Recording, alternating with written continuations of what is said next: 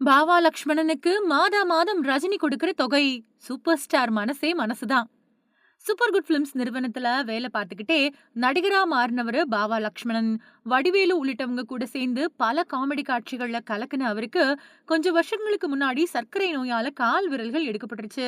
அதுக்கு பின்னாடியும் தொடர்ந்து கஷ்டப்பட்ட அவருக்கு சமீபத்துல தான் அமைச்சர் ராஜ்மோகன் மூலமா எம்எல்ஏ ஹாஸ்டல்ல தங்கறதுக்காக இடம் ஒதுக்கப்பட்டுச்சு. வைகை புயல் வடிவேலுக்கு அப்படின்னு தனி டீம் இருந்துச்சு. அந்த டீம்ல அல்வா வாசு, சிங்கமுத்து, பாவா லக்ஷ்மணன், போண்டாமணி அப்படின்னு பல பேர் இருப்பாங்க. இவங்கள சிங்கமுத்துவுக்கும் வடிவேலுவுக்கும் பிரச்சனை வந்துருச்சு. அல்வா வாசு, போண்டாமணி உள்ளிட்டவங்க எல்லாமே உடல்நல குறைவால உயிரிழந்துட்டாங்க. பாவா லக்ஷ்மணனும் முன்னாடி மாதிரி படங்கள்ல அதிகமா நடிக்கிறது இல்ல. சூப்பர் குட் பிலிம்ஸ் நிறுவனத்துல பணிபுரிஞ்சுகிட்டு இருந்தாரு. அந்த நிறுவனத்தின் மூலமா தான் நடிக்கவும் தொடங்கினாரு. வடிவேலு கூட பல படங்கள்ல இணைஞ்சு காமெடியில கலக்குனவரு. மாயி படத்துல வடிவேலு பெண் பார்க்க போகக்கூடிய காட்சியில பொண்ணோட அப்பாவா வாமா மின்னல் அப்படிங்கிற வசனத்தின் மூலமா ரொம்பவே பிரபலம் அடைஞ்சாரு பாவா லக்ஷ்மணன். அதே மாதிரி ஏய் உள்ளிட்ட பல படங்கள்லயும் வடிவேலு கூட அவர் செஞ்ச காமெடி காட்சிகளும் பிரபலமாச்சு. வடிவேலு கூட இணைஞ்சு நடிச்சு மட்டும் பாவா லக்ஷ்மணன் பிரபலமாகல. லிங்குசாமியோட முதல் படமான ஆனந்தம் படத்துல அரிசி நீ என்னை தினமும் தரிசி, பருப்பு என் மேல காட்டாத வெறுப்பு அப்படின்னு கவிதை சொல்லக்கூடிய காட்சி மூலமாவும் எல்லார்கிட்டயுமே பிரபலம் அடைஞ்சாரு. இன்னைக்கு வரைக்கும் அந்த கவிதை ஃபேமஸ்.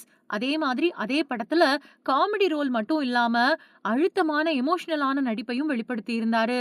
சூழல் இப்படி இருக்க உடல்நலக் குறைவால பாதிக்கப்பட்ட அவருக்கு பட வாய்ப்புகள் குறைய ஆரம்பிச்சு ஒரு கட்டத்துல பட வாய்ப்பே இல்லாம இருந்துச்சு.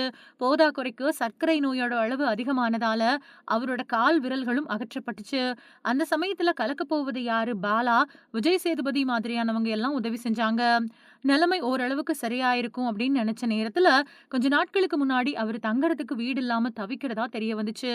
அத தெரிஞ்சுக்கிட்ட அமைச்சர் ராஜ்மோகன் நேர்ல போய் அவரை சந்திச்சு எம்எல்ஏ ஹாஸ்டல்ல ஒரு வீட்டை ஒதுக்கி கொடுத்தாரு.